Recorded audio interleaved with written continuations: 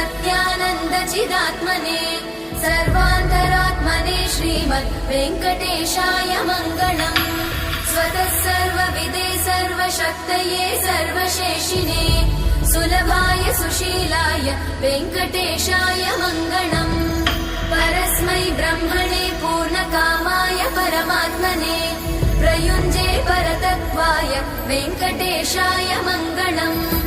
आकालतत्त्वमशान्तमात्मनामनुपश्यताम् अतृप्त्यमृतरूपाय वेङ्कटेशाय मङ्गलम्। प्रायस्वचरणौ पुंसां शरण्यत्वेन पाणिना कृपया दिशते श्रीमद् वेङ्कटेशाय मङ्गलम्। दयामृततरङ्गिण्यास्तरङ्गैरिव शीतलै अपाङ्गैः सिञ्चते विश्वं वेङ्कटेशाय मङ्गलम्। स्रग्भूषाम्बर